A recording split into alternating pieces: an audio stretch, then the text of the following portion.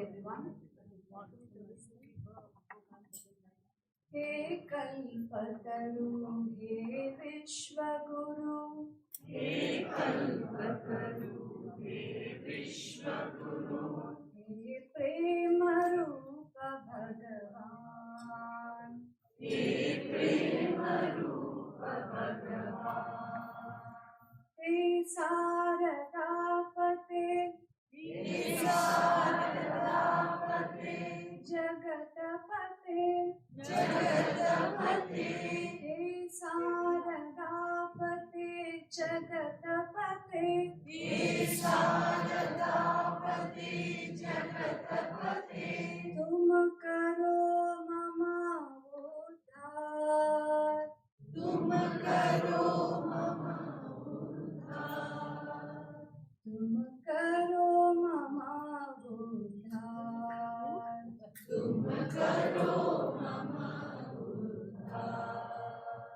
He Kalpataru, He Vishwaguru, He Kalpataru, He Vishwaguru, He Premarupa Avatar, He Premarupa Avatar, He Saradapate, Jagatapate, He Saradapate, Jagatapate, Tum karo mama uddhar, Tum karo mama uddhar, Tum karo mama uddhar, Tum karo mama uddhar. Faster please. He Kalpataru, He Vishwaguru, He Kalpataru, He Vishwaguru, He Premarupa Avatar, He Premarupa Avatar, He Saradapate, Jagatapate, He Saradapate, Jagatapate, Tum karo mama uddhar, Tum karo mama uddhar, Tum karo mama uddhar, Tum karo mama uddhar, Tum karo mama uddhar, Tum karo mama uddhar, Tum karo mama uddhar, Tum karo mama uddhar, Tum karo mama uddhar, Tum karo mama uddhar. Bhajo Rama Krishna, Japo Rama Krishna, Bhajo Rama Krishna, Japo Rama Krishna, Bhajo Rama Krishna, Japo Rama Krishna, Bhajo Rama Krishna, Japo Rama Krishna, Gaho Rama Krishna, Shri Rama Krishna, Gaho Rama Krishna, Shri Rama Krishna, Gaho Rama Krishna, Shri Rama Krishna, Gaho Rama Krishna, Shri Rama Krishna, Bhajo Rama Krishna, Japo Rama Krishna, Bhajo Rama Krishna, Japo Rama Krishna, Bhajo Rama Krishna, Japo Rama Krishna, Bhajo Rama Krishna, Japo Rama Krishna, Gaho Rama Krishna, Shri Rama Krishna, Gaho Rama Krishna, Shri Rama Krishna, Gaho Rama Krishna, Shri Rama Krishna, Gaho Rama Krishna, Shri Rama Krishna, Bhajo Rama Krishna, Japo Rama Krishna, Bhajo Rama Krishna, Japo Rama Krishna, Bhajo Rama Krishna, Japo Rama Krishna, Bhajo Rama Krishna, Japo Rama Krishna, Bhajo Rama Krishna, Japo Rama Krishna, Bhajo Rama Krishna, Japo Rama Krishna,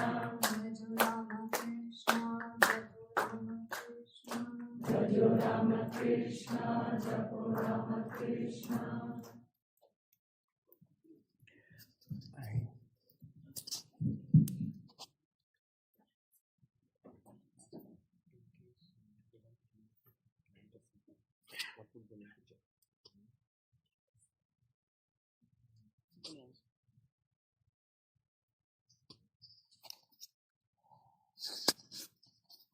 Good afternoon, everyone. This is our final session this afternoon, our beloved Swami. There have been questions about doing pranams.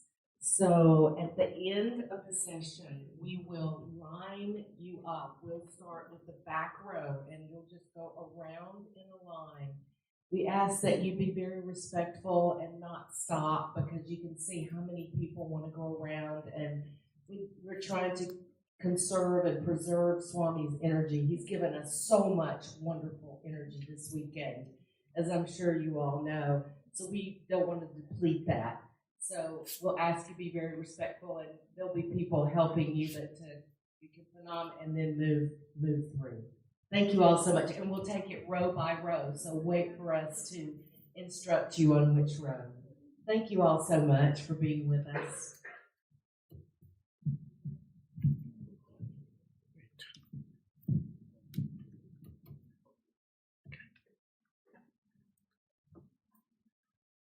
And one part of doing pranams is something called pranami. It is, you make an offering in a cash or a check. Let's do something for the Vedanta Center in Atlanta, for whom, I mean, we are all grateful because we have all come together because of them. And a big hand to the Vedanta Center.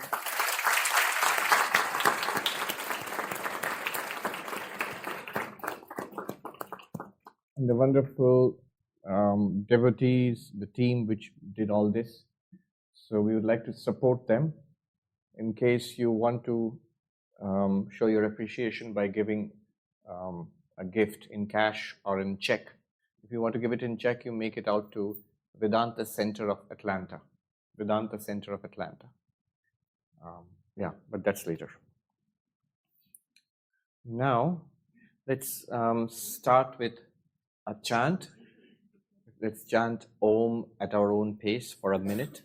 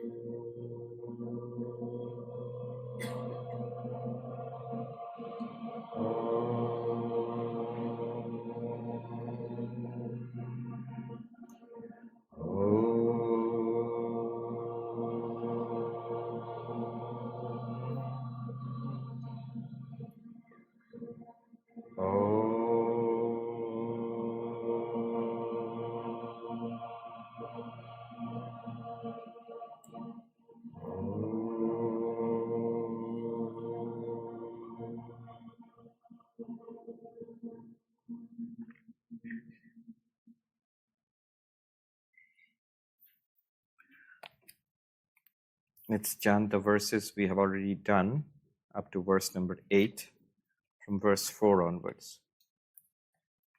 Natvam deho nate deho, natvam deho nate deho, bhokta karta nava bhavan, bhokta karta nava bhavan, chidruposi sada sakshi, chidruposi sada sakshi, nirapeksha sukham chara, nirapeksha sukham chara, ragadvesho manodharmo, ragadvesho manodharmo, namanaste kadachana, namanaste kadachana, nirvikalposi bodhatma, nirvikalposi bodhatma, nirvikara sukham chara, nirvikara sukham chara,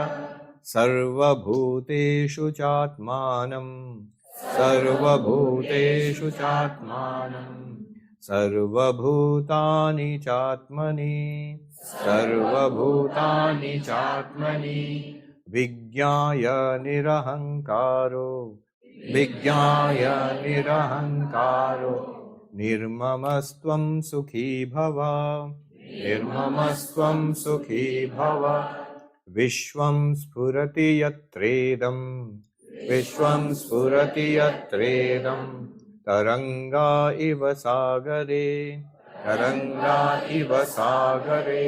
तत्त्वम् एव न संदेह तत्त्वम् एव न संदेह चिन्मूर्ते विज्वरो भव चिन्मूर्ते विज्वरो भव श्रद्धस्वतात श्रद्धस्व श्रद्धस्वतात श्रद्धस्व नात्र मोहं कुरुष्व भो नात्र मोहं कुरुष्व भो ज्ञानस्वरूपो भगवान् ज्ञानस्वरूपो भगवान् आत्मा त्वं प्रकृते परः आत्मा त्वं प्रकृते परः.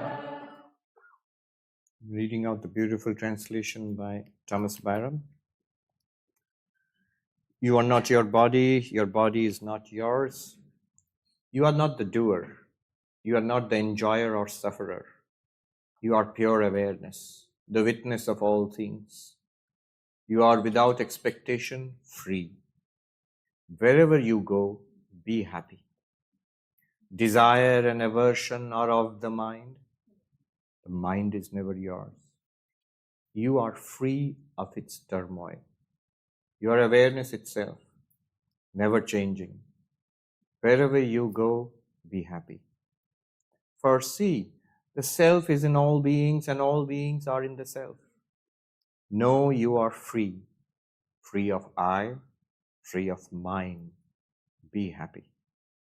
In you the worlds arise like waves in the sea. It is true, you are awareness itself. So free yourself from the fever of the world. Have faith, my child, have faith. Do not be bewildered, for you are beyond all things, the heart of all knowing. You are the self, you are God.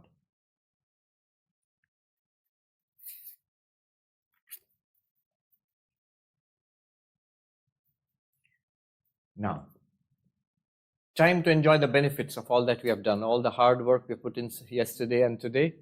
So we'll see the benefits of it all. First, death. That's not a benefit. That's a problem we'll tackle by the knowledge that we have got. We'll tackle this problem. I mentioned that, R.D. Laing points out the three things that human beings are afraid of: death, minds, our own minds, and other people. Hell is other people. So, death itself. You see, no religion really believes that we die at the death of the physical body. Every religion believes that there's something beyond the physical body. Every religion. Unless you believe something survives, you in some sense survive the death of the physical body, you can't have a religion. You can't have a religion. It would be materialism. When you say literally at the end of the physical body, at physical death, everything is gone, then all you mean is that we are material beings. That's all. There's nothing left over after the body goes back to the, you burn it or cremate it or bury it or whatever.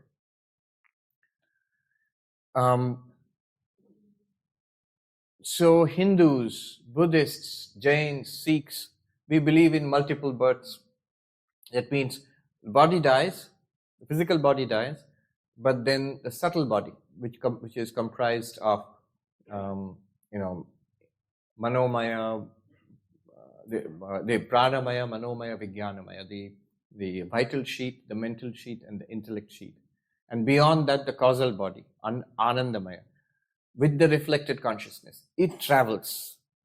This is called transmigration, utkramana, transmigration. So it travels to different spheres of existence. After this body, it goes elsewhere, experiences other things. If you are a nice person, lots of good karma, then you go to a nice place and it's a pleasant time. And you come to Doubletree and it's very, very, very nice.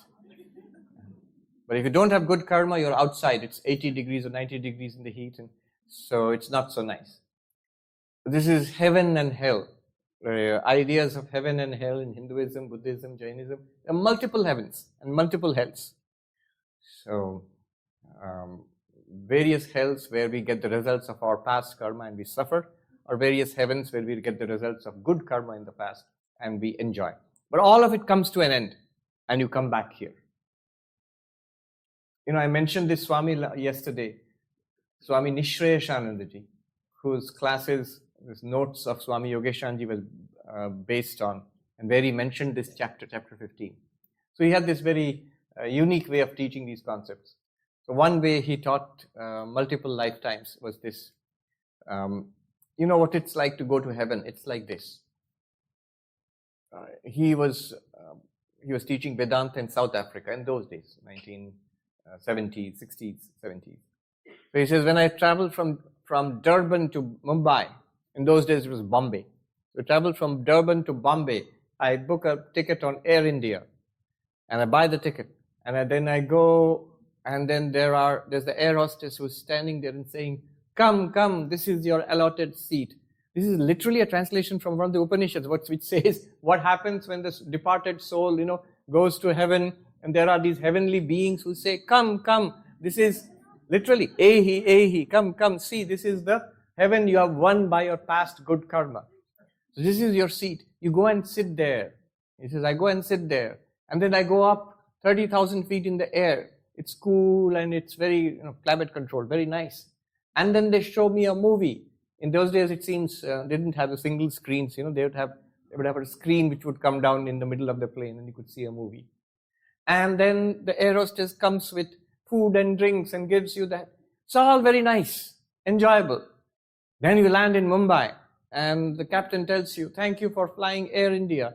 It is, we have arrived in Bombay, and the temperature outside is 100 in the shade with 100% humidity. Welcome to Bombay. And you say, no, I don't want to go. I want to stay here. It's all very nice. No, you can't stay. You're welcome to come back again. You can buy another ticket and fly again. But right now you have to go back. Similarly, in the Bhagavad Gita, Krishna says, with your earned merit, with your good karma, you go to heaven, some heaven. It can be an economy class heaven, it could be premium heaven, it could be a first class, business class heaven, and so on. You'll have a nice time of it. But after some time, you'll be back again. In the Gita, Krishna says, Kshine punya matyalokam vishanti. Once your punya, your good karma is exhausted, you're back here. And back here, you don't start where you ended. Actually, you start at the beginning all over again, in the sense that samskaras are there, but you start as a baby, and then you have to go to kindergarten, and to grade school, and to college again, and find a job, and so on. All of that has to be gone through again in this world, and more Vedanta lectures.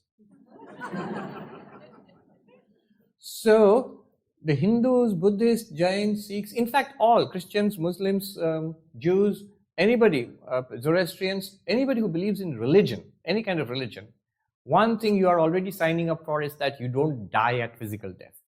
So in one sense, you are immortal. Nothing can really destroy you. The physical body dies, but you go on. But that's no good because it doesn't end suffering. It continues. It's not good news. You still are there.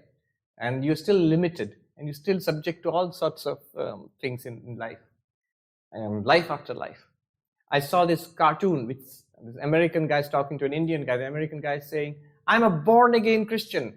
And the Indian guy is saying, I'm a born-again and again and again and again Hindu.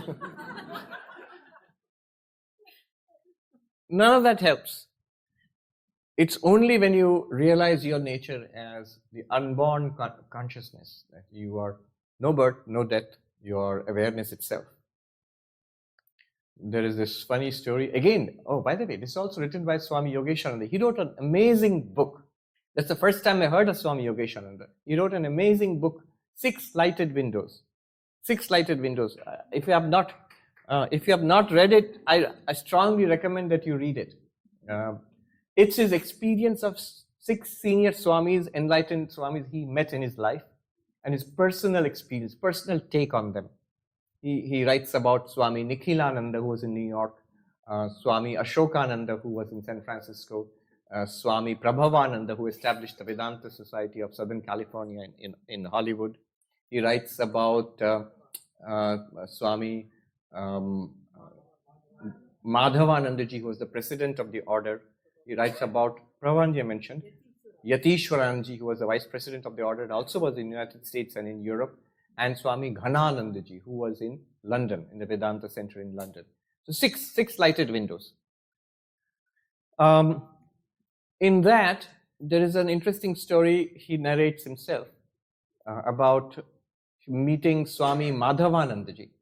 Madhavanandaji was the president of the Ramakrishna order, and towards the end of his life, he had a tumor in the brain, and his Swami Nikhilananda was in New York and a very good friend.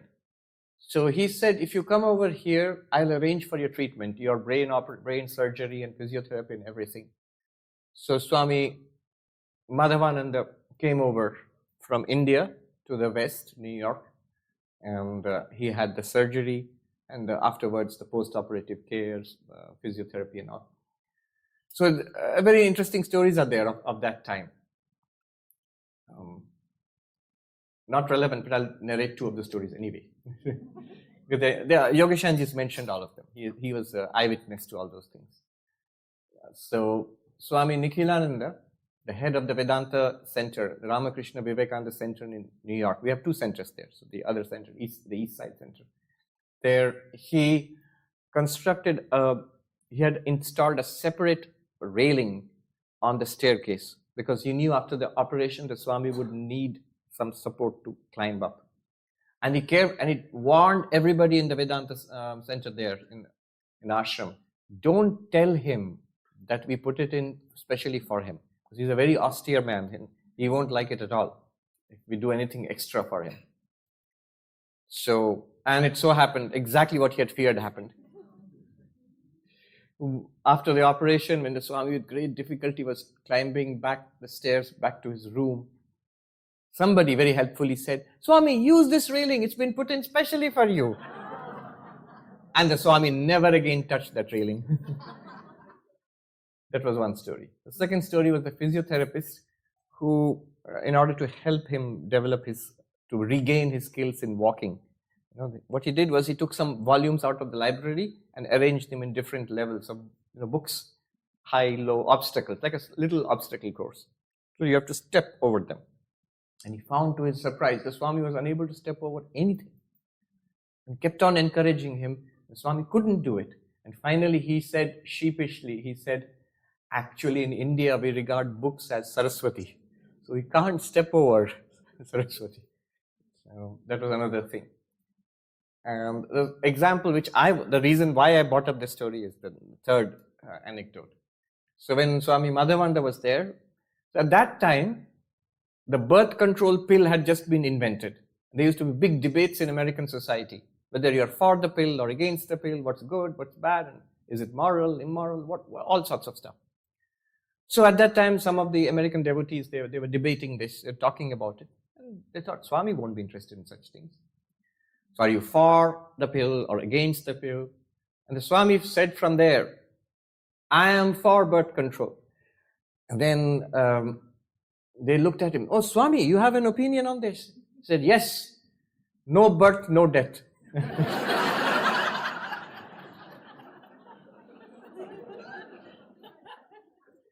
So what happens? See, practically we are immortal anyway because we don't die with the death of the death is death of the body. But that does not free us from suffering. What frees us from suffering is the realization of our immortal nature. Immortal nature doesn't mean that you're born once and then you will die, you will never die again. It means you're never born and you will never die. You are that unlimited consciousness which was never embodied. So that is freedom. And that is what Ashtavakra is telling us. You already have that. You just have to realize it. Number 9th verse. Gunai samveshtito deha, gunai samveshtito deha, Tishtatyayati yati cha. Tishtatyayati yati cha. Atma naganta naganta. Atma naganta naganta. Kimenam manushochasi. Kimenam manushochasi. The body, composed of the ingredients of nature, comes, stays, and goes. The self neither comes nor goes. Why then do you mourn it? The translation by Byram. The body is confined by its natural properties. That means it will age and die. It's subject to aging, decay, disease, death. The body is confined by its natural properties. It comes, it lingers a while, it goes. But the self neither comes nor goes. So why grieve for the body? Then the 10th verse. That's also about death, how you are free of death. Dehastishtatu kalpantam. Dehastishtatu kalpantam. Gacchatvadhyaiva va punaha. Gacchatvadhyaiva va punaha. Kva vriddhi kva cha vahani. Kva vriddhi kva cha vahani. Tava chinmatra rupinaha. Tava chinmatra rupinaha. Let the body last to the end of the kalpa, the cycle, or let it go even today. Where is there any increase or decrease in you who are pure intelligence or pure consciousness? The translation by Byram. If the body lasted till the end of time or vanished today, what would you win or lose? You are pure awareness. Beautiful. You must be ready to die today. No problem. Or ready to live. Some people want to cling on to life. They'll be delighted. Yeah, I'm ready to live. Some people want to die. Especially I've seen elderly people sick or in chronic pain. I wish I would die. I don't want to live anymore. That's also not spiritual. And there are others who cling on to life, terribly afraid of death. That's also not spiritual. Look at what Ashtavakra says. Let the body last till the end of time. Not only 100 years. End of this cycle. Kalpantam means this cycle of creation, existence, and destruction of the universe. Let it last till the end of the cycle. Or let it vanish today. You really should be, in all seriousness, ready to shrug. All right, I'm ready. What would you win or lose? If the body disappears today, you don't lose anything. If the body lives for 100 years and 1,000 years, you don't get anything extra. You are pure awareness. There is this, all right, I'll come to that later. So death, the conquest of death. Swami Vivekananda, when he came to the West, he would introduce Vedanta with a quotation from the Upanishads, actually from different Upanishads put together, which he loved. This has become quite famous, actually, I think, post-Vivekananda. It goes like this. Shrinvantu vishve amritasya putraha aye dhamani divyani tastu vedaham purusham mahantam aditya varnam tamasah parastat tameva viditva ati mrityumeti nanyah pantha vidyate ayanaya. What does it mean? Listen, ye children of immortal bliss. Because I'm going to tell you something that even the gods do not know this message, this teaching. The gods and the devatas in the heavens, in the Air India flight over, they don't know this message either. What is this message? I have realized the infinite being. Oh, really? What's it like?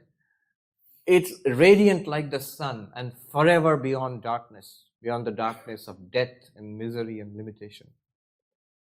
So if you have realized this, what happens? By realizing this, one goes beyond death. Tameva viditva ati mrityumeti. One goes beyond death. One goes beyond suffering. One goes beyond old age, disease. That's what the Buddha taught. There's suffering and there's a way beyond suffering. You go beyond that. Not that when you say to go beyond old age, that I can see smiles around. Oh, that will be great. Not in that sense. What is that? Forever 21 or something like that is there, shop. Not like that. Not that the body will never age. Body will age. Not that the body will never sicken. Body will sicken. Not that the body will never die. The body will die. But it's nothing to you. Like Krishna said in the Bhagavad Gita, it's like a change of clothes. As old clothes, you throw it in the laundry basket and you put on a fresh set of clothes. So when the body is weary and damaged and old and not functional, the sentient being, the soul, that means the Jivatma, sentient being, it casts it off and goes on to newer bodies, better equipment.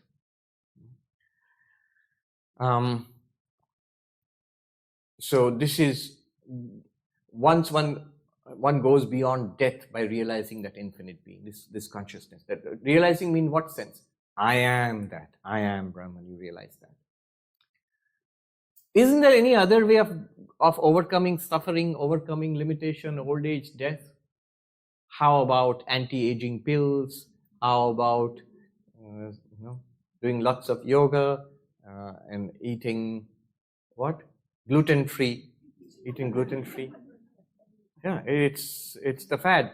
I saw, and I think California leads in all of this.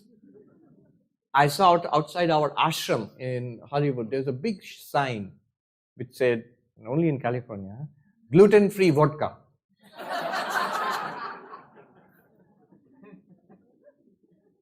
So, or some other way. I mentioned yesterday I was interviewed by a television serial for Secrets of Immortality.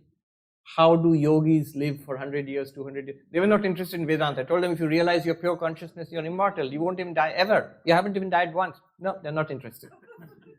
But Trailanga Swami lived for 280 years in Banaras. This is recorded. Even the British were there at that time. So it is documented. That was fascinating. How can you live for 100 years, more than 100 years, and so on? They're now thinking of, if the body dies, can I upload myself to the cloud? Digital personality. Yeah. No, you don't have to do that. You don't need to. God has already made the upload arrangements and everything. When the physical body dies, you are automatically uploaded. And then you come back, downloaded into new hardware.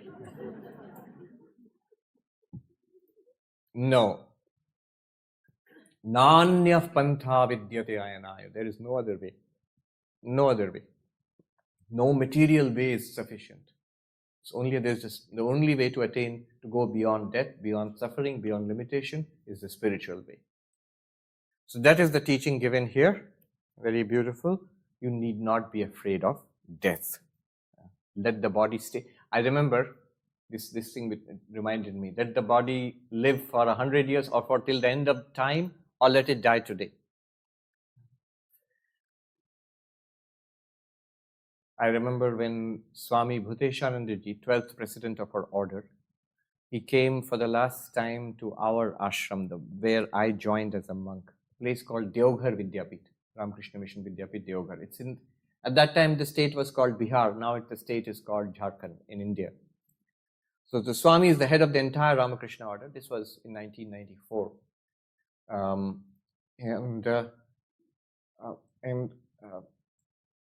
The Swami, who was the head of our ashram, he was trying to persuade the Swami to come, and he was also nervous because the president of the order, and he is in his late 90s. So anything could happen. And if the president dies while he's in your ashram, you feel bad, right? Swami Bhuteshanti assured him, don't worry, nothing is going to happen. I'll go there, it'll be all right. And it was all right. So he said something very remarkable to our Swami at that time, the head of our ashram. He said, listen, I neither have any desire to live any longer, but nor do I have any particular desire to die also. I want to live, that's everybody wants to. I want to live a little more, somehow. And there are some who say, I want to die. It's horrible. I don't want to live a single day more. It's terrible for whatever reason. Physical, mental agony, pain, something. No, the enlightened person is absolutely unconcerned. Let the body live according to prarabdha karma. Let it go according to prarabdha karma. Vivekananda says, heed no more than how body lives or goes. Let karma float it down. Its task is done. Yes. Then the next verse, 11th verse.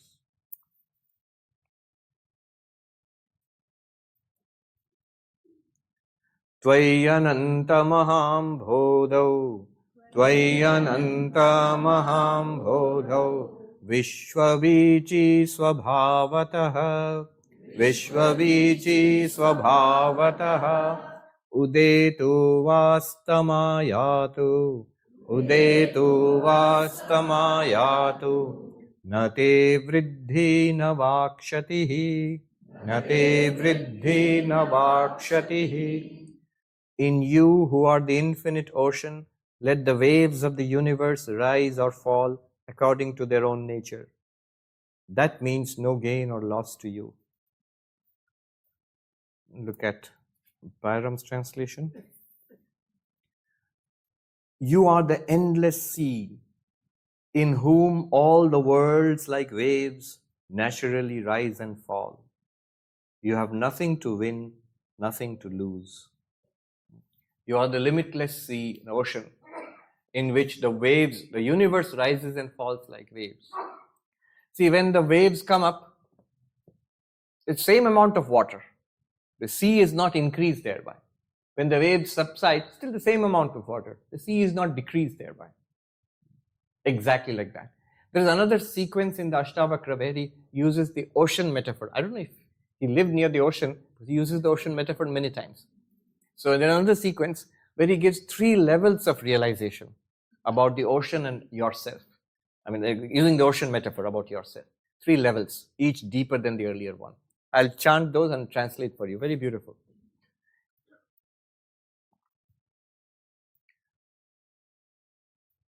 Mai ananta maham bodhau vishwapota itastataha brahmati swantavatena namamastya sahishnuta. In me, the infinite ocean of consciousness, the universe floats like a little boat. See, immediately our understanding of ourselves and the universe is reversed. We think there's a vast universe, I'm a tiny little creature in this universe. But Ashtavakra says, you are the vast. The universe is in you. You are not in this universe. The body is in this universe. Even the mind is in this universe. In this vast material universe, the body is a tiny part of it, extremely tiny part of it. In this vast mental universe, your mind is a particular whirlpool, which you call this mind. But you, as the witness consciousness of it, you are not limited. You, in the infinite, limitless existence consciousness bliss, the universe, this physical universe and the mental universe is like a little boat. It floats in you. That means in your awareness. And how does it float? Swantavatena. Usually a boat is blown by a breeze. Here the breeze is internal to the boat. It's a strange boat.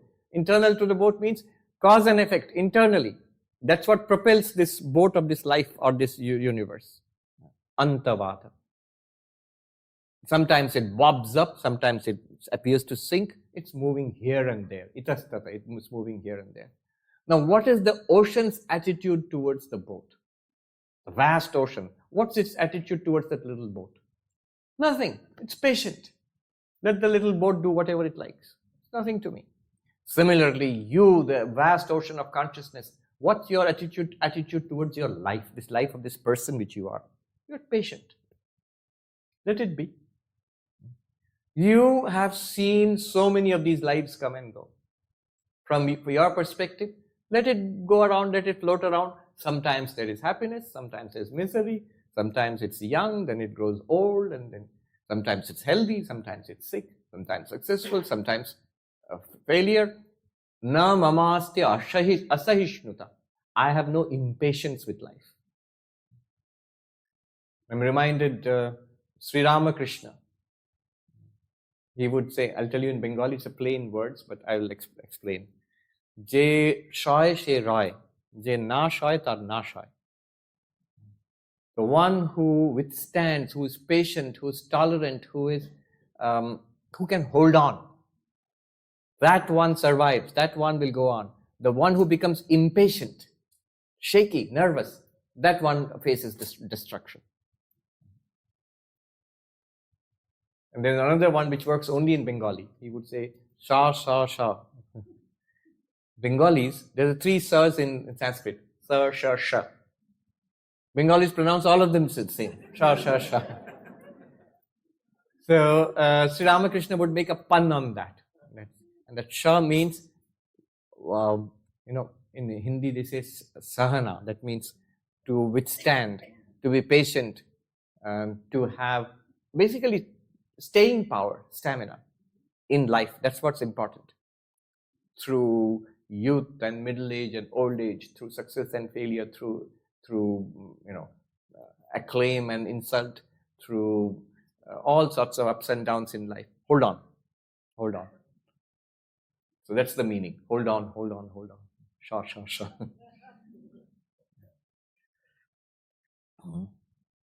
Namamastya Sahishnuta. That's the first level of realization. But notice one thing. The boat and the ocean are not exactly the same. The boat is something in the ocean.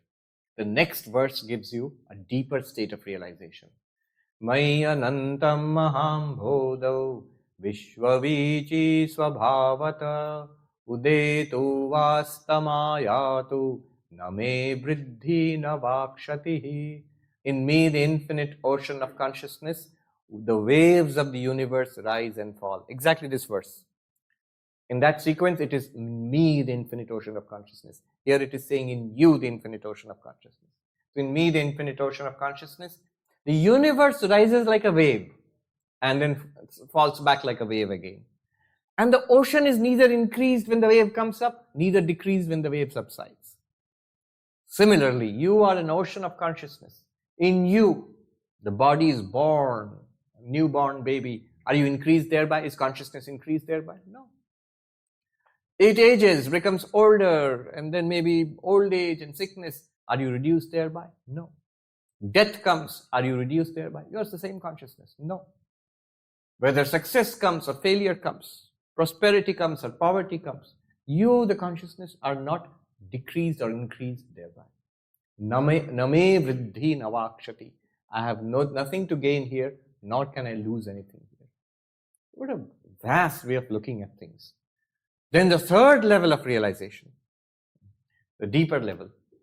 Mayananta maham bodho vishwam nama vikalpana ati shanto nirakara etadevaham. See, when you say waves are coming and going, there's still the feeling of something is happening. Although it's all water, but something is happening. The next level, the third level says, in you, the infinite ocean of existence, the universe is an illusion. Then what are you? Ati Shanta. Completely peaceful, completely serene, completely unmoved. Beyond any forms. I've never taken the form of a universe, though it appears in me like a movie on a screen. The screen is completely unmoved. Even when in the movie, see, in a ocean, waves are coming and going. You can say something is happening. But in a movie, on the screen, let there be an inferno. The screen is not burnt thereby. Let there be a deluge and a flood. The screen does not become even a little bit wet. Let King Kong come and destroy New York or whatever. The screen is not scared. The screen is completely unmoved by the illusion of the movie arising in it. Similarly, you, the ocean of consciousness, are completely unmoved even when the illusion of the universe and a body and a life arises in you.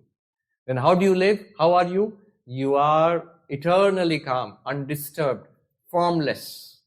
The form of the life and universe has appeared, but you are formless. Etadeva hamastita. Thus do I abide from eternity to eternity. Even saying eternity to eternity is a poetic way of speaking, because even time is part of the movie. You are beyond time itself. So, very beautiful. Name vriddhi navakshati.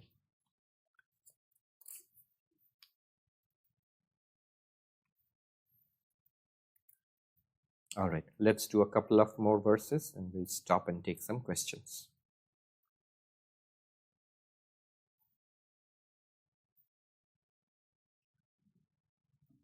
number 12. Tata chinmatra ruposi, Tata chinmatra ruposi, Nate bhinnam idam jagat, Nate bhinnam idam jagat, Ata kasya katham kutra, Ata kasya katham kutra, Heyopadeya kalpana, Heyopadeya kalpana. My child, you are pure consciousness itself. This universe is nothing different from you. Therefore, how and where can anyone have the idea of acceptance and rejection?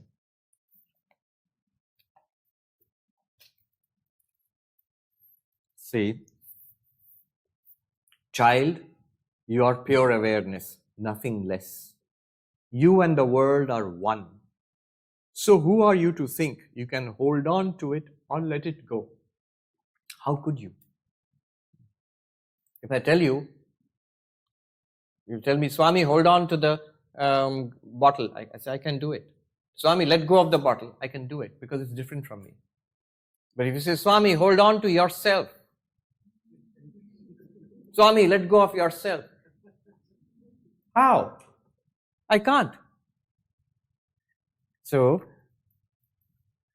this idea that we want something in this life, or we are going to give up something in this life. We want, that's a worldly way of living. I want more knowledge, I want more money, I want more reputation, I want more achievements, I want a family, and I want this and that and the other thing, and more, if I get it, I am happier, I am more fulfilled. That's a worldly way of living. What does the monk say? I want to give up everything. I don't want a family, I don't want money, I want to drop out of school, I want to go off into the mountains, and I want to sit and meditate and give up everything in the world. Both are in delusion, according to Ashtavakra. There's nothing that you could add to yourself because the whole universe is already you. And there's nothing that you could give up. What will you give up? The whole universe is you. Where will you give up what? Who will give up? Where will they, by what will they give up, and where will they give up? He says, Kasya katham kutra. Kasya. Who is going to give up? You, the limitless consciousness, where everything is there, everything is one with you. What will you give up? And how? By what? It's usually when I am a person with a mind and a body, I can get things, I can get rid of things. But you are one consciousness. There is body, mind, they're all appearances. By what will you give up anything? Or by what will you get something? And where? Where is the space where you will throw something or from which you will get something? They're all in you, or their appearances in you. Swami Vivekananda, he says in a very powerful passage, he says, the one who wants to run away from the world and meditate and die in a Himalayan cave, he has missed the way. And the one who wants to plunge headlong into the vanities and the superficialities of this world, he too has missed the way. That's very strange. If you run away from the world, you've missed the way. If you plunge into the world, you've missed the way. Then what is the way? There's only two ways, right? Either you retreat from it or you plunge into it. Either you catch hold of it or let go of it.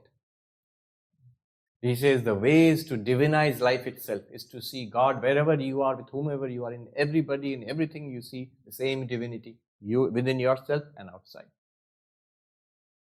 And I read this, it struck me. I've read this a number of times, but I always remember this because I read it at a time when I had run away from even the ashram and I was sitting and meditating, not literally in a Himalayan cave, but in a Himalayan hut. It's there, it's meditating and reading Vivekananda. So I said, I want to stay by myself in the Himalayas and sit and beg for my food and sit and meditate and study. I don't even want to, in the ashram, a lot of good work goes on, but even that also I don't want to do. I just want to be by myself. And I was doing that. And after 2 months of doing that, one day I was reading Vivekananda, and Vivekananda said, this one has missed the way. Literally, he described me. He who wants to run away from life and meditate and die in a Himalayan cave has missed the way. Why is that so? Imagine the classic gold and ornaments example. If, There are ornaments, a necklace, a bracelet, a ring. They're all made of gold. And somebody comes and tells you the ornaments are not the ultimate reality. Gold is the ultimate reality. And if someone does not understand what gold is, suppose someone doesn't understand, then he's saying that, oh, gold is the ultimate reality. Let me throw away the ornaments. Like the monk who has thrown it away. Let me search for the gold. Will he find the gold? No. Because he has already made a huge mistake. He didn't recognize the gold there. He won't recognize it elsewhere. And the one who says, oh, okay, this necklace is gold. He too has missed the way, because the moment the necklace is melted and made into a bracelet, he will think the gold is gone. The moment the circumstances of my life change, I want to be popular and rich and young and, everything has to go right well for me. The moment the Wall Street crashes and I become older, the first gray hair and the wrinkles come, and I lose my Facebook followers or whatever, disaster. The gold is gone. No, it has changed from that form into this form. The same divinity is there everywhere.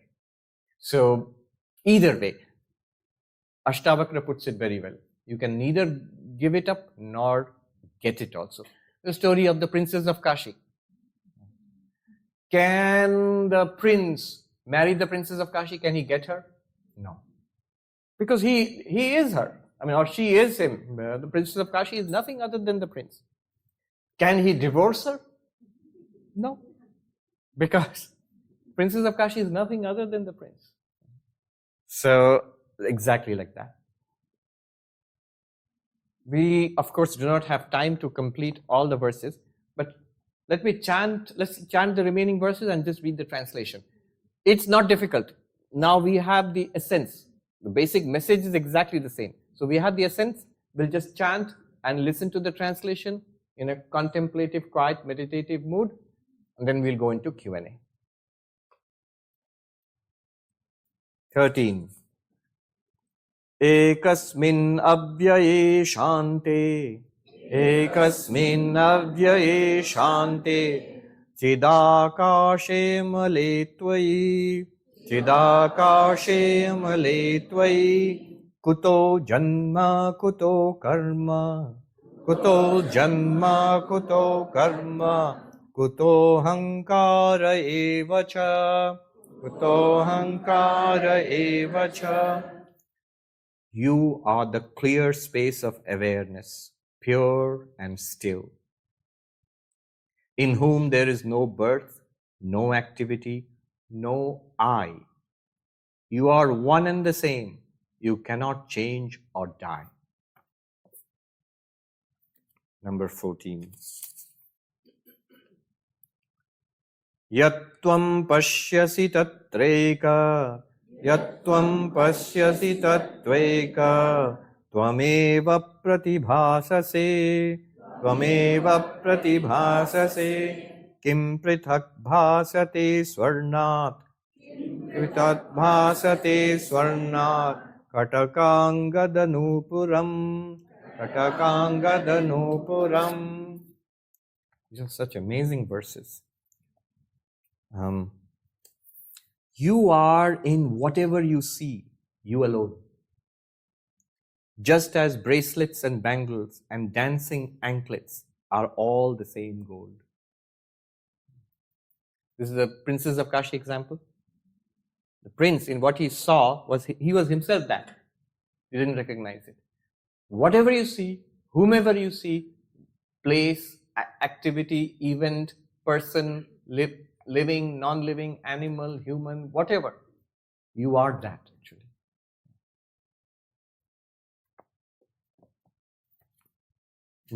Verse number 15.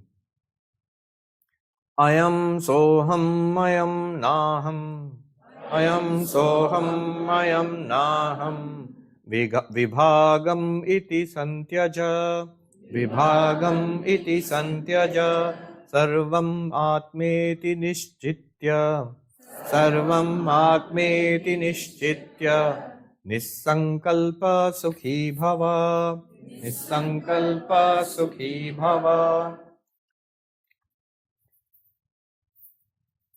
I am not this, I am he.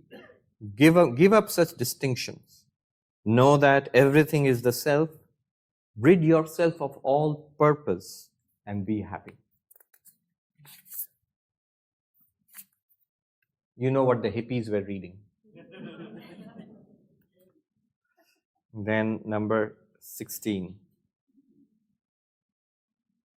Tavaiva jnanato vishvam, tavaiva jnanato vishvam, tvamekah paramarthata, tvamekah paramarthata, tvatto anyo nasti sam, tvanyo nasti samsari na sangsari cha kaschana.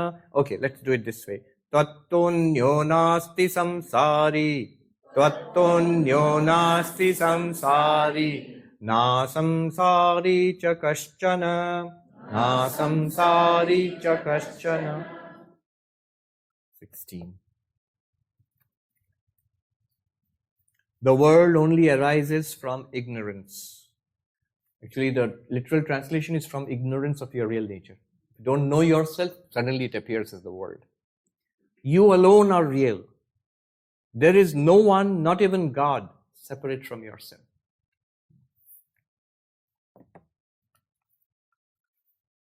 Bhranti matram idam vishwam, bhranti matram idam vishwam, nakinchid iti nishchayi, nakinchid iti nishchayi, nirvasana spurti matro, vasana spurti matro, nakinchid iva shamyati.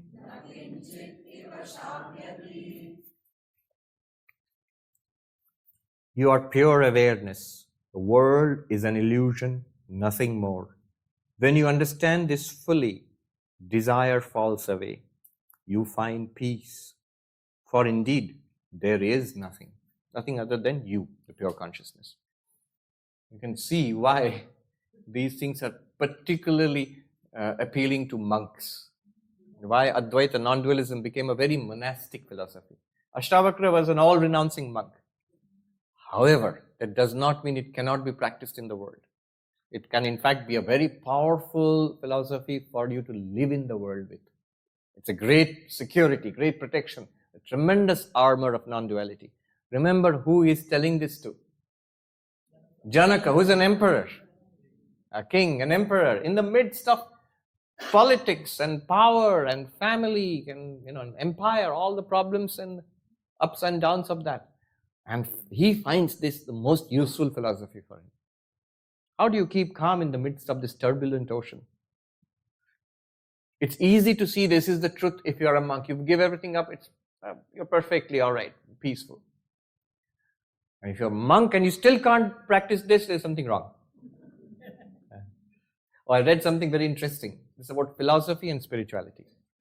So it's not directly relevant, but let me mention it to you. It says, there's an old saying which says that if two philosophers agree on something, one of them is not a philosopher. If two saints disagree on something, one of them is not a saint. Of course, saints can disagree, but on the ultimate things, they don't disagree. It's an old Sanskrit saying, Naso muni yasya matam na bhinnam. That person is not a muni. Muni means a thinker, mananat muni, a philosopher, who does not have an independent, separate opinion of his or her own. So, if two philosophers agree on something, one of them is not a philosopher. They must disagree on everything. 18. Eka eva bhavam bodhau. Eka eva bhavam bodhau. Asidasti bhavishyati. Asidasti bhavishyati. Nate bandhosti moksho va. Nate bandhosti moksho va. Krita kritya sukham chara. Krita kritya sukham chara. 18. In the ocean of being, there is only one. Who's that? You. There's only one. There was and there will be only one. You are already fulfilled. How can you be bound or free? Wherever you go, be happy.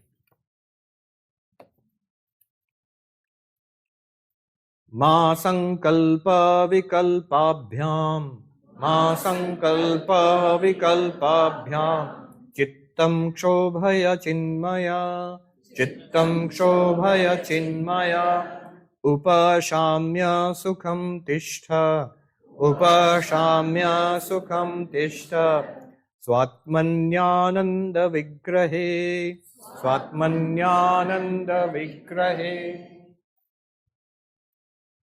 19. Never upset your mind with yes and no. Be quiet. You are awareness itself. Live in the happiness of your own nature, which is happiness itself. So you say, all right, it's all very good. Now give me something to do. This is something to do. Make sure your mind is never upset. Because you are never upset. You are continuously, without ceasing, that one existence consciousness place. Now the mind appears to you. Sometimes it gets upset, sometimes distracted. Give it the job. Oh mind, you wanted something to do. All right, here's your job. Don't be upset ever. Be serene continuously. It's a hard job. And you can engage the mind for a lifetime. Then if I fail, if the mind fails, sometimes it gets upset. You are fine. The mind just failed. You can just encourage the mind. Try again. You'll do better. You are fine. It's a good practice. It's an excellent practice. Then the last verse, which is quite a shocker.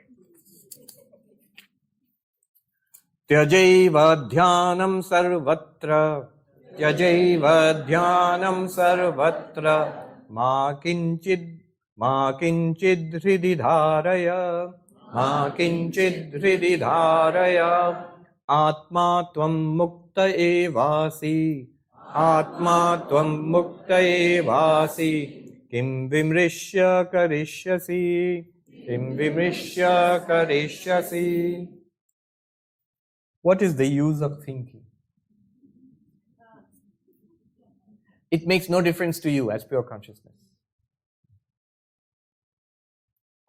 Once and for all, give up meditation. Oh really? What about my prayer? Give that up also. What about my puja? Give that up also. No. What it means is, give up meditation. If you're established in your real nature as pure consciousness, which is, you're already there. It's showing you the futility of meditation. One Swami put it this way. Our whole attempt in spiritual life is to purify, focus, spiritualize the mind. The sadhu put it, I'll translate into English. He said in Hindi, आप एक मन को सुधारने में लगे हुए हैं. You are engaged so intensely in trying to rectify, purify, spiritualize one mind. ऐसे करोड़ों मन आत्मा के प्रकाश में, सूर्य किरण में धूल के कण जैसा करोड़ों मन उठते हैं, घूमते हैं, लय हो जाते हैं. आप कितने मन को सुधारेंगे? You are engaged in trying to fix one mind. Like this, there are millions, billions of minds floating around in consciousness, like particles of dust floating in one ray of sunlight. Imagine you're this yogi sitting in a Himalayan hut, and the first ray of sunlight comes in through your little window. And in that you see little dust particles, many of them floating around. Like that, in you, the light of your consciousness, millions and billions of minds are floating around. They rise and fall, and they undergo birth and death, waking, dreaming, and sleep. How many minds will you repair and purify and spiritualize? So this is a very high standpoint. Give up meditation. Hold nothing in your mind. Easier said than done. Hold nothing in your mind. You are the self and you are free. So this is the 15th chapter of the Ashtavakra Gita. And thanks to Swami Yogeshanandaji for drawing our attention to this through his notes of the classes of Swami Nishrayashanandaji. Incredible. Whether we like it or not, understand it or not, whether you've got it or not, This is the highest statement of truth you will find in any philosophy, any religion, anywhere in the world throughout the history of humanity. Higher than this is only silence. If you want to put it into words, one word, Om. You want to put it into many words, this. What we have just heard till now. All our meditation, our prayer, our worship, our religion, our philosophy, our action ultimately is meant to lead us to this conclusion. So this is a far goal. It's not a far goal. It's the reality right now. It's a far goal for whom? I don't think so, Swami. This is difficult to understand and so very difficult to practice. It sounds all so theoretical. And Ashtavakra tells you are there. But no, I don't think so. It's like saying, if I ask you, how do I get to the double tree? Swami, you are there. No, I'm not there. I didn't put in the effort to be there. Then you will tell me, all right, Swami, if you insist, get up, go out of this room, take a walk around the block, come back in there and come and sit here, you will reach the double tree. All religion, spirituality is exactly like that. When we finally come to realization, enlightenment, the highest enlightenment. Before that, there will be many new things which we have never seen earlier. This vision, that light, that sound, this form of God, such ecstasies, all those will come which we have never experienced earlier. But they will come and they will go. When we come to this realization, we'll realize it's always been there. So this is Ashtavakra. And the whole book is just like this. All right. So you have a question and just don't come here anymore. I'll keep track of 1, 2, and come here, and 3. Okay, that's it. 1, 2, 3, 4. You're also there. All right, that's it. Let's wait. I'll come to you. We'll take it. We'll go from here. Yes. Yeah. Tell us your name and don't queue up anymore because we have a limitation on the time. Yes. My name is Jiva. My question is that it is becoming clearer to me. I'm relatively a novice in learning Vedanta, but it is becoming clearer to me that the teaching of the fact that I am pure consciousness is becoming clearer to me. But is it accurate to feel that only a few truly are able to live in this realization? And if so, why is it that only a few can truly come to and live in this realization? All right. The question is, I'm beginning to understand this whole teaching of pure consciousness, but is it a fact that only a few can realize this and come to live in it? That's a good way of putting it. Not just realize it, but also live this realization. Is it true? No, it's not true. But it seems to be. Very few of them. Look, 3 of them. The rest of us are just like that. We are listening to all this, but we are not like that. Clearly we are not. The answer to this question is, Ashtavakra, if you ask him, he would say, you already are that pure consciousness. And we would say, yeah, I know that, but I don't understand it yet. He said, it's not difficult to understand it. And how do I live it? He said, you will say you are living it already. Now, according to Vedanta, we will all realize it. Because you are that, nothing can stop us from realizing that truth. We are that, so we will all realize it.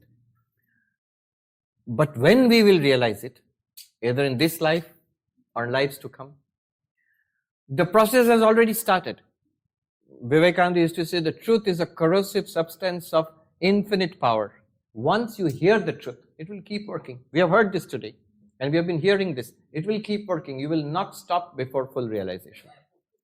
In this life, maybe it will take more. If you put in the requisite effort, it will come much more quickly. The second thing I want to say is, once we have tasted this, what could compare to it? So you will stay with it. You will stay with it. You may not keep on reading Ashtavakra. Maybe you will be interested in meditation. Maybe you will become interested in bhakti. Some form of spirituality, we will stay with it. We have been and we will continue.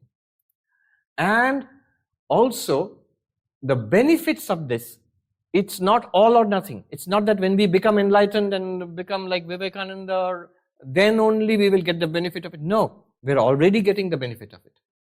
As we hear, as we meditate, contrary to what Ashtavakra says, as we meditate, as we are devotional, as we do become more and more selfless and pure, we get the benefits day to day. It gives us meaning in life. It gives us hope. It gives us strength to face the ups and downs of life. So yes, the answer is we will all become enlightened. We are on the path of becoming enlightened, and we are already getting the benefits of this. Yeah. So I'll take up the questions one by one from there. Yes. Who's the first person to go? I had a question. It's a follow-up on hers. Yeah. Sorry, my name is Giri. My question is it even possible to get a glimpse of enlightenment in our lifetimes? As we hear people who say, 1995, I had this experience that I felt one with the universe. Anybody who's pursuing this particular path will get glimpses. And my advice and the advice of any Vedanta teacher would be, glimpses are good, they are edifying, ennobling, and they encourage us on the path. But the important thing is to keep on hearing, reflecting, meditating. Yeah, especially hearing. Hearing means listening to it, studying it, let it come. See, our problem is like the guy who's told, you are the 10th man story. And suppose the 10th person says, all right, I sort of theoretically get I am the 10th, but when can I really, really realize I am the 10th? You will. All right, keep on listening. You're the 10th, you're the 10th. That's what Ashtavakra is doing to us. Yes. Pranam Swamiji, my name is Nipa, I'm from Atlanta. I have a question. Due to the strong power of Maya, we identify ourselves with this body, mind, intellect, equipment, in spite of intellectually knowing, borrowed knowledge from Swami like you and books, that we are the Brahman, same Brahman that's in everything. But because of the Maya, we are so strongly attached that at worldly level, the suffering that we have to go through because of our past karma, or current karma, or because of our damaged ego, it causes a lot of emotional pain and suffering, mental agitation. So how do we overcome this suffering, and how can we control where our ego does not get hurt that much? Try to be selfless rather than selfish. Try to be, love of God rather than desire for the world. And try to focus rather than be distracted. So 3 things: selfless, love, focus. And keep on this listening again and again. It will sink in. Karma Yoga, Bhakti Yoga, Raja Yoga. These are foundational. They all reduce or attenuate, thin out the ego. Thin out our identification with the body-mind. See, from an Advaitic perspective, what is the point of spiritual practice? It is to remove this ignorance which is stopping us from making this a fact. Ashtavakra claims it's already a fact. We don't see it that way. We think it sounds amazing, but it doesn't quite feel like a fact yet. That's the ignorance part of it. Now, ignorance is removed by knowledge. Where does knowledge come from? From hearing, reflecting, meditating. That's called Jnana Yoga. When we complain, I've been doing it for a long time. People have told me, Swami, I've been hearing, reflecting, meditating before you were born. I still have not got enlightenment. So the problem is there is a deeper level to the problem, or this is the deepest level of the problem. There's a more surface level to the problem, which is restless mind. The mind is unable to grasp, assimilate what it is hearing, studying. So focus of mind is necessary. Restless mind is the problem. Solution for restless mind is focused mind. And focused mind comes from meditation. Raja Yoga, Dhyana Yoga, whatever you call it. Bhakti is also very useful here. Now somebody will say, but Swami, I've been meditating for 30 years. My mind is as restless as it used to be. Now there is another more surface level of the problem, which is impurities of the mind, impure mind. Impure mind has to be purified, pure mind. How do you do that? Karma Yoga. from selfish action to unselfish action, selfless action. So this is the matrix of sadhana in classical Advaita Vedanta. Classical Advaita Vedanta.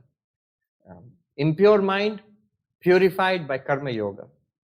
Purified mind, when it meditates, then the restless mind will become concentrated mind. With the purified and concentrated mind, when you keep on listening to these texts, hearing, reflecting, meditating, knowledge is generated which removes the ignorance, and suddenly you come to see, I always was this. It was always the fact that I was limitless consciousness. It was like some kind of a delusion, some kind of a bad dream that I had thought myself as just this limited being. So yes.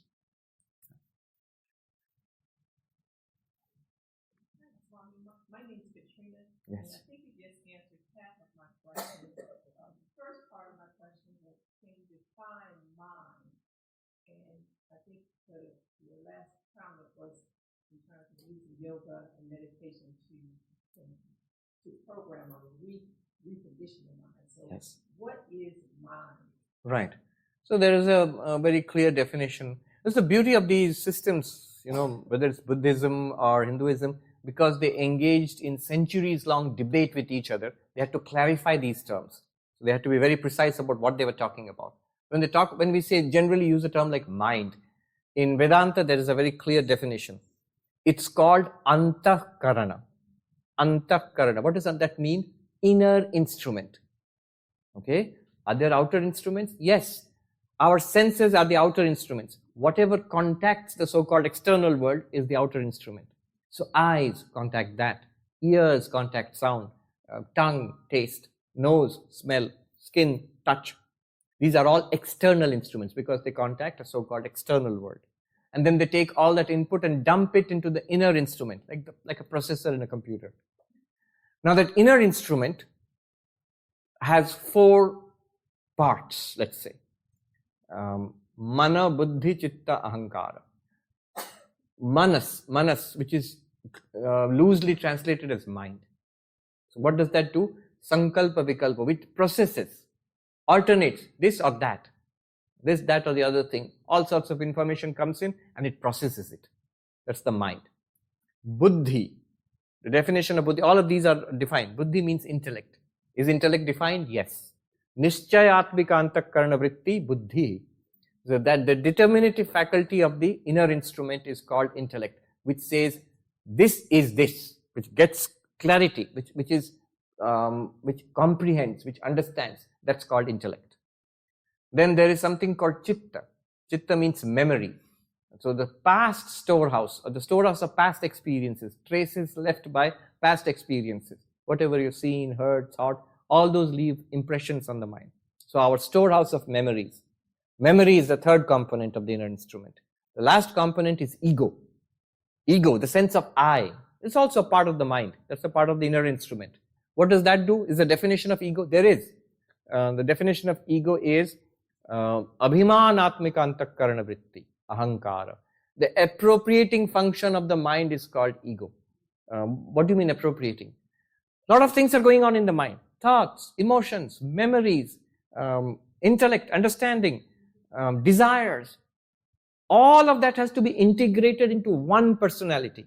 I am thinking, I am happy, I want, I get it, I don't get it, I can remember or I cannot remember. That I, which coordinates the whole thing into one unit, one person. That's also the mind. That's called ego. So the answer to your question is mind. How do you define mind?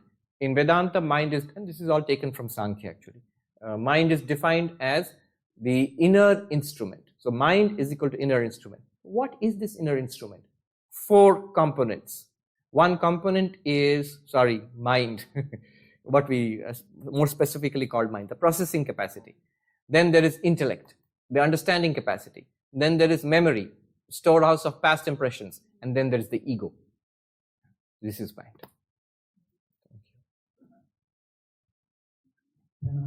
Yes. My name is Jyothishya from Atlanta. Just a prayer group in my belief in the So, if you answered the previous question, I thought a lot to ponder, a lot to explore in coming years.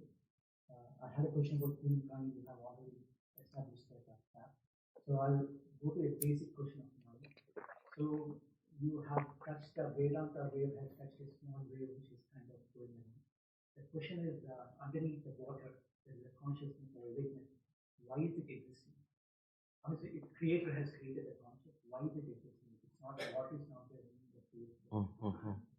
So why is this consciousness at all existing? Remember, this consciousness is also the same as existence, Sat Chit. So your question is like, why is existence existing? Now the possibility, is there a possibility? Is it a caused existence? When you ask why, you're asking for a cause. Why is the grass wet? Because it rained. Why did it rain? Because of the clouds. Why are there clouds? Because of evaporation. Why is there evaporation? Because of sunlight. And so on. So if you ask, why is there existence? That makes no sense. Why does this book exist? I can answer when something is in the chain of cause and effect, then you can answer this. Because you can say that book is published by such and such people and there's a reason. But why is existence there at all? Can existence not be there? No. So existence is a necessary existence. In philosophy, this is called a necessary existence. There is no cause of existence. Causation starts after existence. When you're asking why, you're asking for a cause. That means you're accepting causality. But causality itself is a thing which exists. So existence is prior to causation. In Vedantic terms, existence is Brahman. And this why is part of Maya. That comes afterwards. You can ask why for everything after Maya. But before Maya, Brahman, you cannot ask why. Because even why it does not exist in Brahman. Why starts with Maya. Causality starts with Maya. There is a nice book though, which you might enjoy. Why does the world exist? Jim Holt. He is a science reporter, science journalist, New York. He has written this wonderful book. It became a bestseller a few years ago. Why does the world exist? So what he did was this question you asked. He went around asking this question. He asked, not why this thing exists or that thing exists. Why does anything exist? He's asking this question. It's almost similar question. Why does anything exist at all?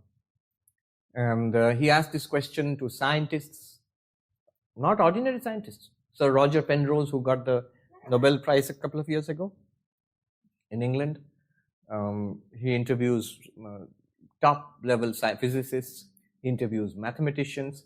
He asks the same question, why does anything exist, to theologians. He asks this question to philosophers, to computer scientists. In fact, there's a chapter in his book, It from Bit from Chit. I took that the title of the chapter and gave a talk about it. The name of the chapter is It from Bit. Yeah. So he asked this question to all people and tries to get an answer. What is the answer? Not the answer. What he gets is a wide array of answers or explorations.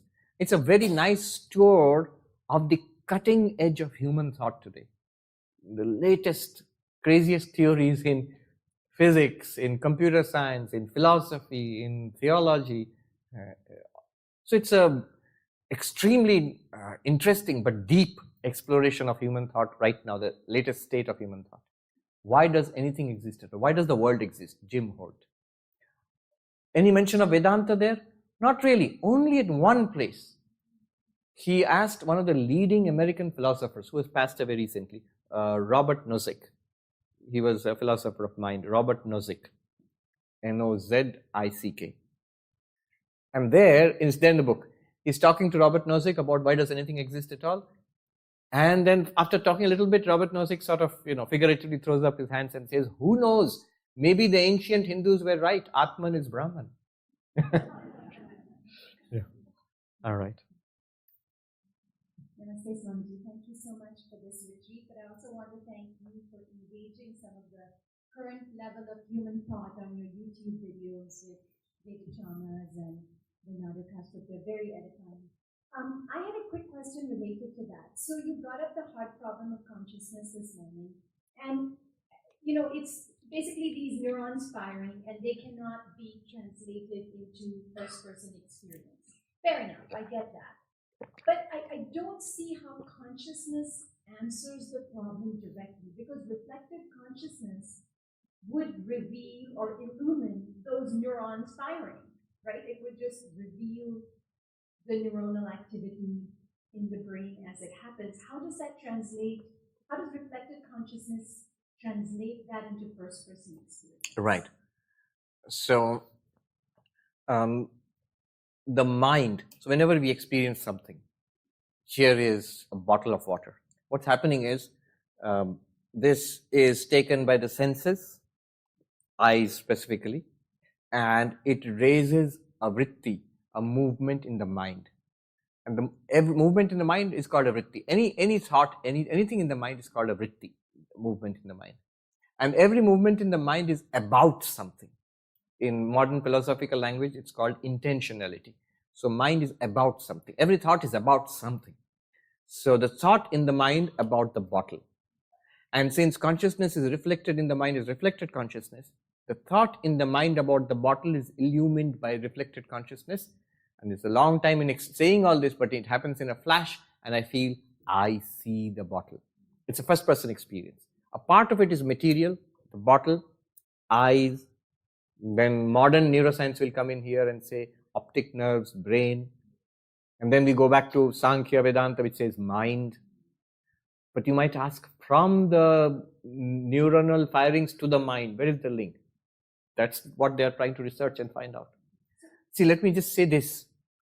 Quite apart from consciousness and such, esoteric stuff, nobody, even the physicalist nobody would deny that we have minds. We have got minds. Who's mindless here? Everybody's got minds. But from a scientific perspective, what is a mind? Where is a mind? This is an amazing thing. The data is before all of us. Things like superstrings, black hole, we have to listen to, cosmologists or particle physicists.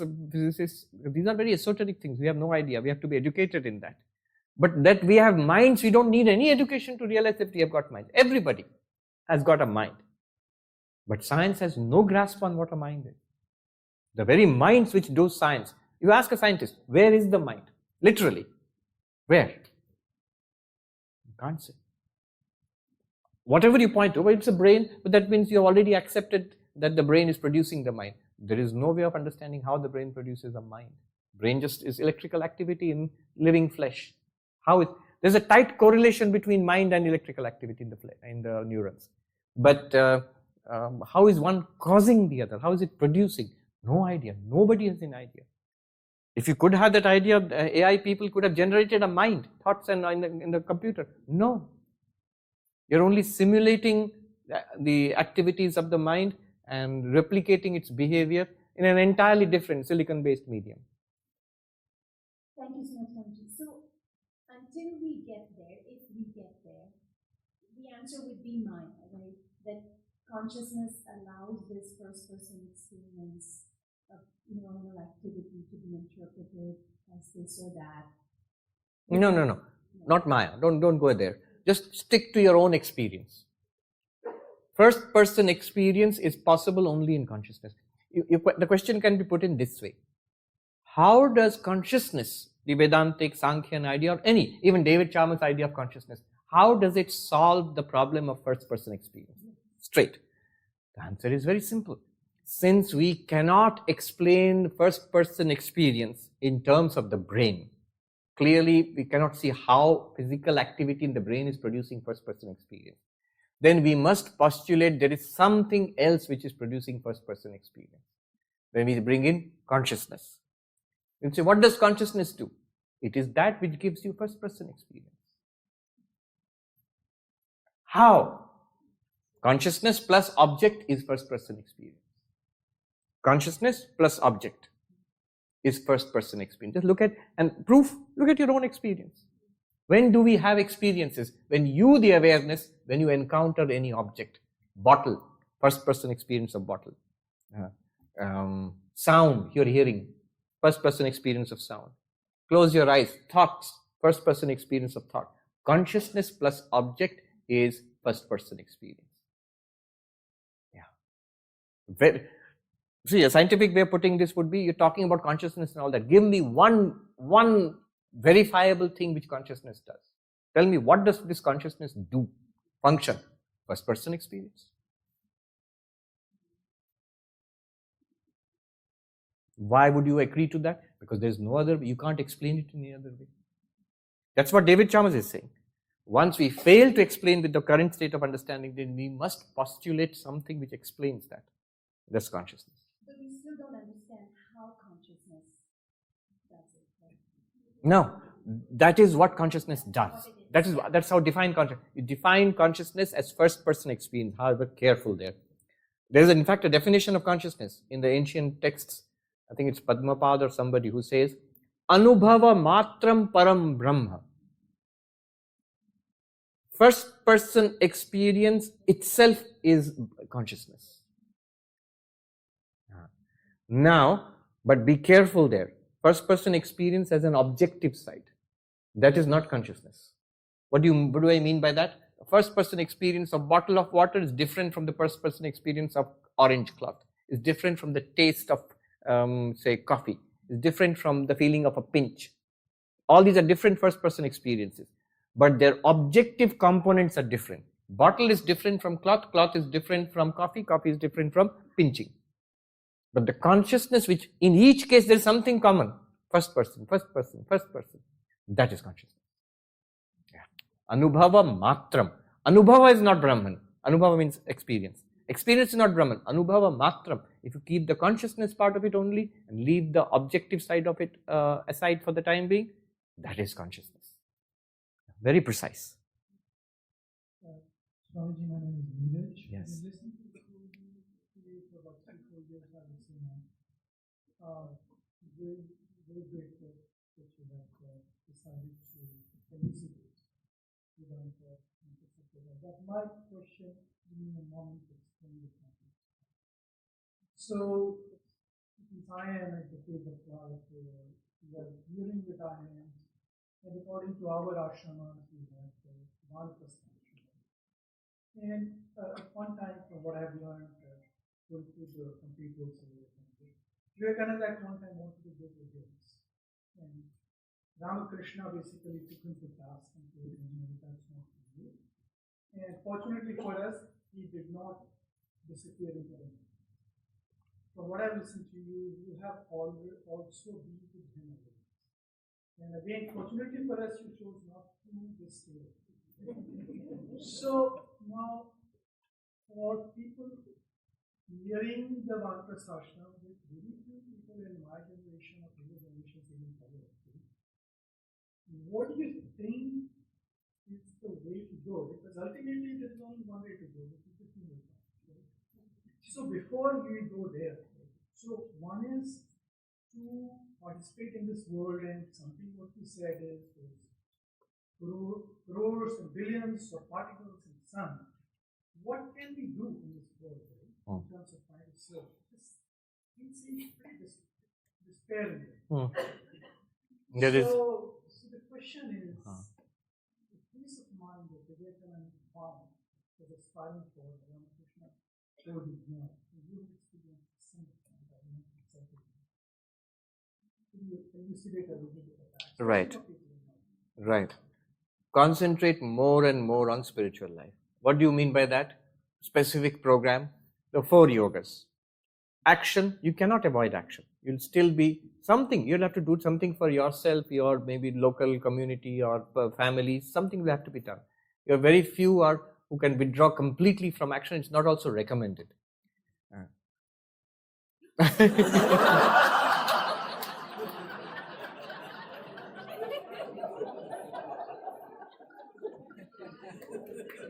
Very soon, you'll be asking these questions to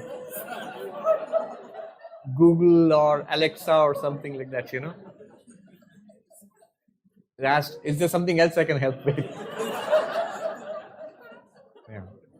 So, action will be there. Try to make it selfless action, whether it is for the family.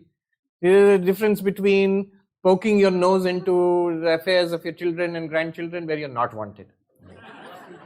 to the extent that you are wanted, to the extent that you can help, to that extent you do something, otherwise withdraw. At some time people might say, you're not doing this or that for us. After some time they will say that, oh, grandpa is just like that, leave him alone. Good. Often Vivekananda used to say, by the world forgotten and the world forgetting. The world forgets you very fast. The world is a very selfish place. It moves and naturally. Young people have to take care of themselves and their families and their jobs, and there's a life ahead. So they are very self-involved. But you don't have to be sucked into it. You step aside. And then continue with your devotional practices. Bhakti yoga, do not neglect devotional practices. Do not neglect regular meditation. And do not neglect your jnana yoga. The 4 yogas, I'll repeat, that's what Vivekananda said, is the most wholesome path. The harmony of the 4 yogas. Even in classical Advaita Vedanta, as I just mentioned, this is central, this inquiry into who am I. But it has to be supported by selfless action, devotion, and meditation. This is a lifetime's work. There is enough to occupy you with. Should I go to the Himalayas and stay in the mountain caves? Don't try. You can try it for a short while, but don't make abrupt changes in life right now. You have become used to a kind of life. Use that. Sri Ramakrishna said, stay where you are. Where will you go around begging for your food at this age? If you go to suddenly throw yourself into a hostile environment which will wear you down physically, you fall sick. If you are hungry, mind will not, as it is, doesn't settle down on God. It will not settle down on God. So you have some measure of comfort. Find out somewhere you have a little bit of solitude. It could be in a house of your own. It could be in a room of your own. It could be in a corner, a desk, writing desk in a corner or near a window of your own. Find out some solitude. Consciously withdraw from too much engagement with family and community in the world, and then focus on spiritual practice. One quick question. I don't have a view. I haven't felt that in my mind, Vivekananda did not. Good. Then you should. If you feel the need for mantra diksha, for initiation in a particular path, Vivekananda's our order is Vivekananda's order. Do you live in Atlanta? So keep in touch with the Vedanta Center of Atlanta. Swami Sarvadevanji comes from California. He gives mantra diksha here. If you feel like it, find out more about mantra diksha. Go to the center, ask what is it like, and then if you feel attracted, go in for that. I would recommend it only if you feel like it. If you ask me, it's highly recommended. Yes, the last question. Tell us your name.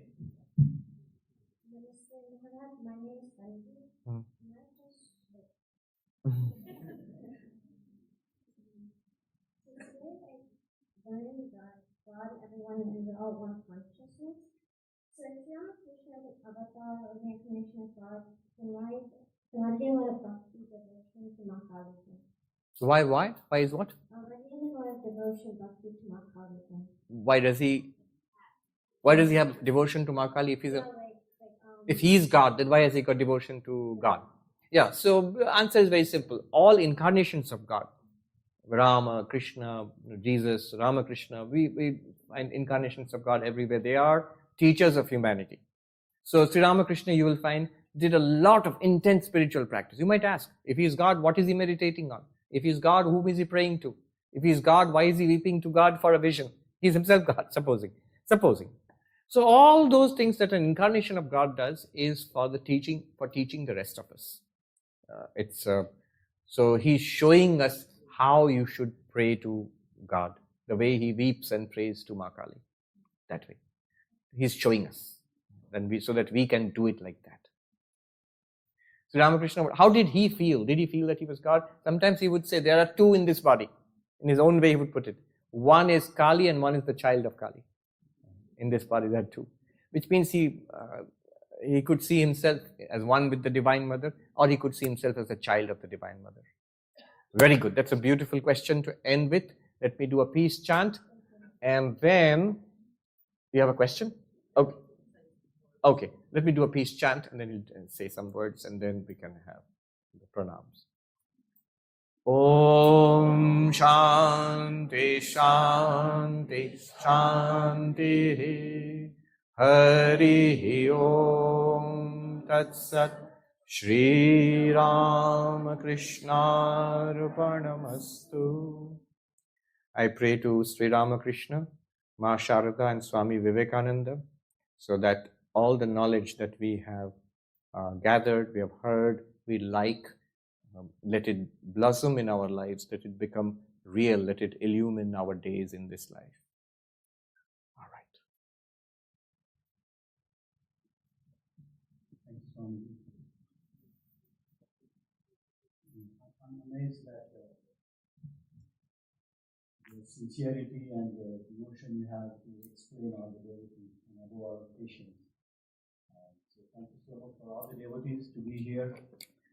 I'm told that there are about people from 13 different states come here, and it's so amazing. I take this opportunity to express our deepest gratitude on behalf of Vedanta Center of Atlanta, all the devotees and all the devotees over here, to accept the invitation Brother Shankara sent to you, and we all know that how much you are sought after and busy. So thank you so much. I would like to thank all the board members and all the volunteers who are lined up here. John, who started actually this discussion, and he was the one who made the request to Brother Shankara saying that we need to get Swami here for a retreat, and that's how it started. Yes, he is the one who took initiative. Yeah, and it was Elizabeth who actually decided to arrange for this venue. And then Dr. Nuli, Dr. Balakrishna, is he here? Yes, I am. Yeah. So we were looking at this venue and all. We decided that there will be some cost. We will have to charge an entrance fee. But Dr. Nuli, he was very, very specific. He said, look, this is a spiritual retreat and we should not charge. And we will pray to Thakur, Sri Ramakrishna, and the money will come. And he relentlessly called so many people, and he got several people to donate. And just let you know that we have received so many donations that we have incurred the cost, and I think it's about more than that. So thank you so much again for all the devotion, and to be here. We have all our plans, but for 2 days we show up, and I see so many of you. And someone said that it's so sad that this retreat is ending, but I guess that's how it is. So that's all I have to say now. And